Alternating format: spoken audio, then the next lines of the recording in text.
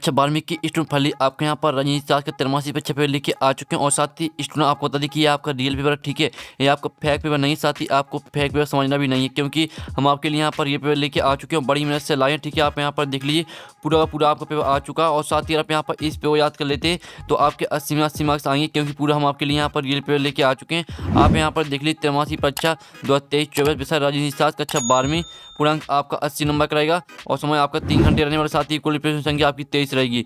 तो पूरा पेपर आ चुका। और साथ ही आपको इस पेपर को पूरा रट लेना है, क्योंकि आपका यही पेपर आएगा। ठीक है, और आप यहाँ पर देख लीजिए आपके निर्देश आते सही प्रश्न अनिवार्य है। दूसरा निर्देश आता है और प्रश्न क्रमांक 1 से 5 तक बस प्रश्न प्रत्येक उप प्रश्न के लिए 1 अंक निर्धारित है। ठीक है, तो आप यहाँ पर देख लीजिए आपके निर्देश आते हैं तो निर्देश भी आप पढ़ सकते हैं। तो चलिए स्टूडेंट जो आपके यहाँ पर राजनीति शास्त्र के पेपर वो देख लेते हैं। तो आपको ध्यान से देखना, क्योंकि यही पेपर आपका आने वाला। हम आपको फिर से बता देते हैं, ध्यान से देखना। आपके यहाँ पर 6 नंबर के आते हैं बहुविकल्पी प्रश्न। तो चलिए आपको यहाँ पर जूम करके दिखाते हैं, जिससे आप यहाँ पर अच्छे से देख पाएंगे। तो पहला था सोवियत संघ का विघटन किस वर्ष में हुआ। तो ध्यान से देखना है, ठीक है स्टूडेंट, क्योंकि आपका हम यही पेपर आने वाला है। सोवियत संघ का विघटन किस वर्ष में हुआ। तो आपका आता 1988, बा आता 1991 और सा आता 1992 और दा आता 1993। तो यहाँ पर सोवियत संघ का विघटन किस वर्ष में हुआ। तो इसका आंसर आपका हो जाएगा बा। ठीक है, पहले का आपका बा करेक्ट आंसर हो जाएगा 1991। फिर तो आपको यहाँ पर अच्छे देखना और साथ ही सुनना, जिससे पूरे ऑब्जेक्ट वो आपको यहीं पर रट लेने। ठीक है, हम आपको फिर से बता देते हैं, आपका यही पेपर आएगा। ठीक है, वो आपको यही पेपर धरा मिलेगा। और दूसरा था बोल्शेविक क्रांति कहाँ हुई थी। तो आपका था फ्रांस में, बा था इंग्लैंड में और सा था सोवियत रूस में और दा था जापान। तो यहाँ बोल्शेविक क्रांति कहाँ हुई थी। तो इसका आंसर आपका यहाँ पर सा हो जाएगा सोवियत रूस। ठीक है, दूसरी का आपका सा करेक्ट आंसर रहेगा सोवियत रूस। फिर तीसरा आता है द्वि ध्रुवता के उदय का कारण था। तो आपका आता 2 महाशक्तियों का उदय, बा था परमाणु हथियारों की दौड़ और सा था बड़ी शक्तियों की कम संख्या और दा था उपयुक्त सभी। तो द्वि ध्रुवता के उदय का कारण था। तो इसका आंसर आपका आ हो जाएगा 2 महाशक्तियों का उदय। ठीक है, तो अच्छे से याद कर लीजिए। अब आपके यहाँ पर चौथा आता है यूरोपीय संघ की मुद्रा है, ये आपको बताना है। यूरोपीय संघ की मुद्रा तो आपका डॉलर, बा था गेल्टर और सा था मार्क और दा था यूरो। तो यहाँ पर यूरोपीय संघ की मुद्रा, तो इसका आंसर आपका दा हो जाएगा यूरो। ठीक है, चौथे का आपका दा करेक्ट आंसर रहेगा। 5वां आता खुले द्वार की नीति अपनाई गई। तो यहाँ पर चीन में और बा था भारत में और सा था डेनमार्क और दा था बेल्जियम। तो यहाँ पर खुले द्वार की नीति अपनाई गई। तो इसका आंसर आपका आ हो जाएगा चीन। ठीक है, जो यहाँ पर खुले द्वार की नीति अपनाई गई थी वो चीन द्वारा अपनाई गई थी। तो 5वें का आपका करेक्ट आंसर है। 6वां आता है यूरोपीय यूनियन संघ की स्थापना कब हुई। ठीक है, आपका यहाँ पर 6वां आता है। तो इसका आपका आता है 1992 और बा था 1989 और सा था 1991, दा था 1990। तो यहाँ पे यूरोपीय यूनियन संघ की स्थापना कब की गई। तो इसका आंसर आपका आ हो जाएगा 1992। ठीक है, इस तरह से आपके जो यहाँ पर 6वें का करेक्ट आंसर हो जाएगा। तो इस तरह से हमने आपके 6 नंबर के यहाँ पर बहुविकल्पी प्रश्न करा दिए। अब चलिए जो आपके यहाँ पर आते हैं रेगिस्तान वो देख लेते हैं। तो आप यहाँ पर इस तरह पूर्ति कीजिए। 6 नंबर के आपके आते हैं। तो पहला आता साप्टा पर दक्षिण सम्मेलन में हस्ताक्षर हुए। तो पहले का आंसर आप यहाँ पर देख लीजिए। पहले का आंसर आपको हो जाएगा 11 अप्रैल 1993। ठीक है, 11 अप्रैल 1993 हो जाएगा आपका पहले का आंसर। तो आपके यहाँ पर साप्टा पर 11 अप्रैल 1993 दक्षिण सम्मेलन में हस्ताक्षर हुए। फिर आपके यहाँ पर आता भारत पाकिस्तान के बीच शिमला समझौता हुआ। तो यहाँ भारत पाकिस्तान के बीच शिमला समझौता 1971 में हुआ। ठीक है, 1971 में आपका यहाँ पर हो जाएगा दूसरे का आंसर 1971 में। ठीक है, आपका यहाँ पर दूसरे का आंसर हो जाएगा। फिर आपका यहाँ पर तीसरा आता सार्क संगठन के सदस्य राष्ट्रों की संख्या 8 है। ठीक है, तो तीसरे का आंसर आपका यहाँ पर 8 हो जाएगा। आप यहाँ पर देख लीजिए तीसरे रेगिस्तान का आंसर रहेगा आपका 8।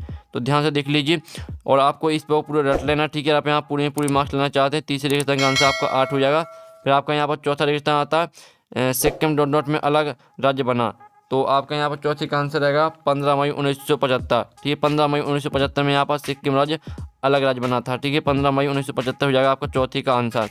अब आपका 5वें यहाँ पर रेगिस्तान आता है स्वतंत्रता के बाद भारत के 5वें प्रधानमंत्री डॉट थे। तो यहाँ पर स्वतंत्रता के बाद भारत के 5वें प्रधानमंत्री चौधरी चरण सिंह थे। ठीक है, तो आपके यहाँ पर हो जाएगा। आप यहाँ पर देख लीजिए 5वें का आंसर आपको हो जाएगा चौधरी चरण सिंह, ये रहेगा आपको 5वें का आंसर।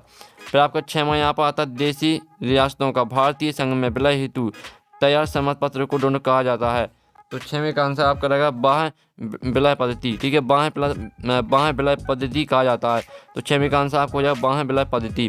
तो पहले रेगिस्तान का आंसर आपका रहेगा 11 अप्रैल 1993 और दूसरे का आंसर आपको 1971 में और तीसरे का आंसर आपका 8 रहेगा। चौथे का आंसर आपको 15 मई 1975 और 5वें का आंसर आपका चौधरी चरण सिंह और 6वें का आंसर आपका बाहा बिला नीति। तो ये रहा आपके यहाँ पर रिक्त स्थान का सॉल्यूशन। तो जल्दी से आप स्क्रीनशॉट ले लीजिए, हम आपको यहाँ पर स्क्रीन में दिखा रहे हैं। तो ये आपके यहाँ पर रिक्त स्थान का सॉल्यूशन है, तो जल्दी से स्क्रीनशॉट आप ले लीजिए, ठीक है। आप चलिए आपके यहाँ पर देख लेते हैं। अब आपके आते सत्ता सत्ता का चयन कीजिए, ठीक है। तो पहला आता है भारत में पूंजीवादी अर्थव्यवस्था है, तो पहला आपका रहेगा सत्य, ठीक है। पहला आपके यहाँ पर सत्य रहेगा। और दूसरा श्वेत क्रांति के संबंध मछली उत्पादन से, तो दूसरा आपका असत्य हो जाएगा। और तीसरा अगर नीति आयोग की स्थापना 2020 में हुई, तो तीसरा आपका असत्य हो जाएगा। और चौथा था भारत चीन युद्ध 1982 में हुआ, तो चौथा भी आपका असत्य रहेगा। पाँचवा आता राज्यसभा का कार्यकाल 4 वर्ष का होता है, तो ये भी आपका यहाँ पर असत्य रहने वाला है। और 6वां था भारत की विदेश नीति का आधार शांतिपूर्ण से अस्तित्व है, तो 6वां आपका सत्य रहेगा, ठीक है। तो पहला आपका यहाँ पर रहेगा सत्य, ठीक है। पहला सत्य रहेगा, दूसरा आपका असत्य रहेगा, तीसरा असत्य रहेगा, और चौथा भी आपका असत्य रहेगा, 5वां भी असत्य रहेगा, 6वां आपका सत्य रहेगा। तो आप यहाँ पर देख लीजिए, आपके यहाँ पर सत्ता सत्य का सॉल्यूशन है। पहला आपका सत्य रहने वाला, और दूसरा असत्य रहेगा, तीसरा भी असत्य रहेगा, चौथा भी आपका असत्य रहेगा, 5वां भी असत्य रहेगा, 6वां सत्य रहेगा। तो ये आपका यहाँ पर सत्य असत्य का सॉल्यूशन है। तो जल्दी से आप यहाँ पर स्क्रीनशॉट ले लीजिए, आपके यहाँ में सत्य असत्य करा दिए है।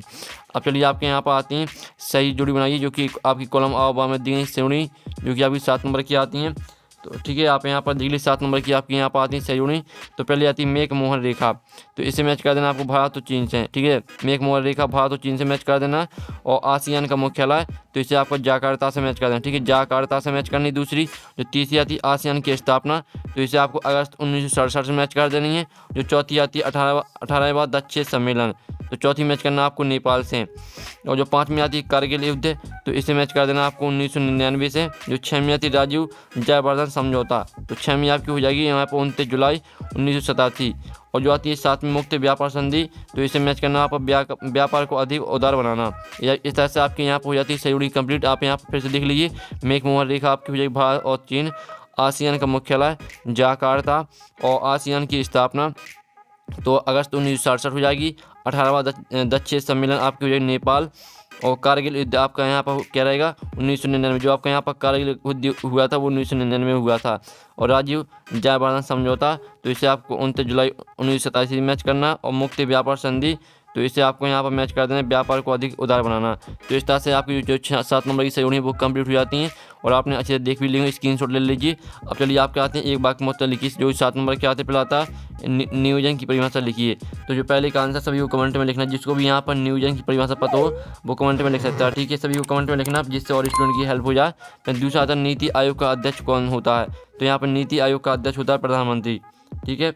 तो आपके यहाँ पर जो आपके यहाँ पर दूसरा आता है प्रथम पंचवर्षीय योजना की योजनाकार कौन थे, तो इसका आंसर आएगा आपका जवाहरलाल नेहरू, ठीक है। दूसरे का आंसर आपका जवाहरलाल नेहरू हो जाएगा। फिर आपका तीसरा आता है नीति आयोग का अध्यक्ष कौन होता है, तो यहाँ पर नीति आयोग का अध्यक्ष होता है प्रधानमंत्री, तो आपका तीसरे का आंसर आएगा प्रधानमंत्री। आप यहाँ पर देख लीजिए, तीसरे का आंसर आपका प्रधानमंत्री हो जाएगा। और जो चौथा आपका आता है योजना आयोग का गठन कब हुआ, तो इसका आंसर आएगा आपके यहाँ पर देख लीजिए 15 मार्च 1950, ठीक है। जो योजना आयोग का गठन हुआ वो हुआ आपको 15 मार्च 1950, तो चौथे का आंसर आपको 15 मार्च 1950 हो जाएगा। फिर आपके यहाँ पर आता विदेश नीति क्या है, तो इसका आंसर आएगा किसी राष्ट्र द्वारा अपने देश के हितों की पूर्ति के लिए बनाए गए सिद्धांत। ये आपका रहेगा यहाँ पर विदेश नीति क्या है, ठीक है। उसका आंसर आप यहाँ पर देख लीजिए, किसी राष्ट्र द्वारा अपने देश के हितों की पूर्ति के लिए बनाए गए सिद्धांत। ये आपका 5वीं का आंसर रहेगा। फिर आपका 6वां आता भारत का प्रथम परमाणु परीक्षण कब हुआ था, तो जो आपका यहाँ पर हुआ था 18 मई 1974 में, ठीक है। आपको जो यहाँ पर दिया भारत के प्रथम परमाणु परीक्षण 18 मई, ठीक है, 18 मई 1974 में हुआ था। और 7वां आता शिमला समझौता कब हुआ था, तो यहाँ पर शिमला समझौता हुआ था 2 जुलाई 1972 में, ठीक है। आप यहाँ पर देख लीजिए 2 जुलाई 1972 हो जाएगा आपका 7वीं का आंसर। जो आपके यहाँ पर शिमला समझौता हुआ था वो आपका 2 जुलाई 1972 में हुआ था। और जो आपके यहाँ पर देख लीजिए, जो आपके यहाँ पर भारत के प्रथम परमाणु परीक्षा कब हुआ था, तो 18 मई 1974 में, ठीक है। तो इस तरह से आपके शतवाक्यों तक कंप्लीट हो जाते। पहले का आंसर सभी को कमेंट में लिखना। जो आपके यहाँ पर पहला दिया गया नियोजन की परिभाषा लिखिए, इसका आंसर सभी को कमेंट में लिखना, ठीक है। दूसरे का आंसर आप यहाँ पर दें जवाहरलाल नेहरू रहेगा। और तीसरे का आंसर प्रधानमंत्री। चौथे का आंसर आपका 15 मार्च 1950। और 5वीं का आंसर देख लीजिए। और 6वीं का आंसर, 7वीं का आंसर। जल्दी से आप यहाँ पे स्क्रीनशॉट ले लीजिए, ये आपके एक शतवाक्य का सॉल्यूशन है, तो आप स्क्रीनशॉट ले सकते हैं। अब चलिए आपके जो प्रश्न है वो देख लेते हैं। तो आपको यहाँ पर ध्यान से देखना, पूरा पे हम आपका संपूर्ण हाल साइज कराने वाले हैं और पूरा आपका यही पे आएगा, ठीक है। प्रश्न 6 आता है सोवियत प्रणाली की कोई 2 दोष लिखिए, अथवा था शॉक थेरेपी क्या थी लिखिए। फिर आपका 7वां था 2 ध्रुवता का अर्थ लिखिए, अथवा था 2 ध्रुवता के उदय के क्या कारण लिखिए। प्रश्न 8 आता सार्क संगठन की स्थापना कब और व कहाँ हुई, अथवा था ताशकंद समझौता कब व कहाँ हुआ था। फिर आपका प्रश्न 9 आता शिमला समझौता कब व कहाँ हुआ था। आपके 2 नंबर के क्वेश्चन हो रहे हैं, अथवा था भारत के पड़ोसी देशों के नाम लिखिए। सभी के हम आंसर आपको कराने वाले हैं, ठीक है। भारत श्रीलंका मतभेद के कारण लिखिए, अथवा था श्रीलंका के जातीय संघर्ष पर टिप्पणी लिखिए। ये आपके 2 नंबर के क्वेश्चन हम करा रहे हैं। फिर आपका प्रश्न 11 सार्क का गठन किन उद्देश्यों को लेकर किया गया था, अथवा था साप्टा क्या इसके प्रमुख 2 उद्देश्य लिखिए। फिर आपका 12वां क्वेश्चन था पूंजीवादी अर्थव्यवस्था व समाजवादी अर्थव्यवस्था क्या लिखिए, अथवा था नीति आयोग का गठन किन उद्देश्यों को लेकर किया गया लिखिए। 13वां क्वेश्चन आता राष्ट्रीय विकास परिषद का गठन कब हुआ व इसके 2 प्रमुख उद्देश्य लिखिए, इसका अथवा देख लीजिए। फिर आपका आता 14वां क्वेश्चन, तो 14वां क्वेश्चन आप यहाँ पर देख लीजिए, ठीक है। ये आपका 14वां क्वेश्चन और 15वां क्वेश्चन आप यहाँ पर देख लीजिए। ये आपके 2 नंबर के क्वेश्चन हैं, ठीक है। अब चलिए आपके यहाँ पर आते हैं 16वां क्वेश्चन, जो कि आपके यहाँ पर लघु उत्तरीय प्रश्न आते हैं, 3 अंक के प्रश्न आते हैं। तो प्रश्न 16 आता है विश्व के 4 सैनिक संगठनों के नाम लिखिए व उनका गठन किन उद्देश्यों को लेकर हुआ था, अथवा था भारत रूस संबंधों से भारत किस प्रकार लाभान्वित हुआ। 17वां था भारत आसियान संबंधों की व्याख्या कीजिए, अथवा था यूरोपीय संख्या समझाकर लिखिए। फिर आपका प्रश्न 18वां आता दक्षिण एशिया की शांति व सहयोग में भारत की भूमिका को लिखिए, अथवा था भारत नेपाल संबंधों की व्याख्या कीजिए। आपको 19वां क्वेश्चन आता है वर्तमान में भारत में कितने राज्य व केंद्र शासित प्रदेश हैं, केंद्र शासित प्रदेशों के नाम लिखिए, इसका अथवा देख लीजिए। फिर आपका यहाँ आते उत्तरीय प्रश्न आते हैं, जो कि 4 अंक वाले आते हैं, ठीक है। तो 20वां क्वेश्चन आता है यूरोपीय यूनियन का गठन कब हुआ। फिर अथवा आता आसियान के प्रमुख उद्देश्यों की व्याख्या कीजिए। फिर 21वां क्वेश्चन आता निम्नलिखित पर टिप्पणी लिखिए, शरणार्थी समस्या और विलय पथ, अथवा था राज्य पुनर्गठन का आयोग की मुख्य सिफारिशें क्या थी समझाकर लिखिए। 22वां क्वेश्चन आता पड़ोसी देशों के साथ भारत के संबंधों की व्याख्या कीजिए, अथवा था दक्षिण एशिया के देशों में सार्क की भूमिका को समझाइए। फिर आपका 23वां क्वेश्चन आता भारतीय विदेश नीति के निर्धारित तत्वों की व्याख्या कीजिए और इसका अथवा लिख लीजिए। तो इस तरह से आपका पूरा पेपर यहाँ पर कंप्लीट हो जाता है। और जो आपके क्वेश्चन है इनका सोल्यूशन आपका यहाँ पर नेक्स्ट वीडियो में आने वाले, वीडियो को लाइक कर लीजिए, चैनल को सब्सक्राइब कर लीजिए। साथ ही आपका पूरा रियल पेपर हमने पूरा आपका रियल पेपर करा दिया है, और जो इसका सोल्यूशन है वो आपका नेक्स्ट वीडियो में आएगा। तो वीडियो को लाइक कर लीजिए, चैनल को सब्सक्राइब कर लीजिए। तो यहाँ पर नेक्स्ट वीडियो में टेकिंग बाय बाय।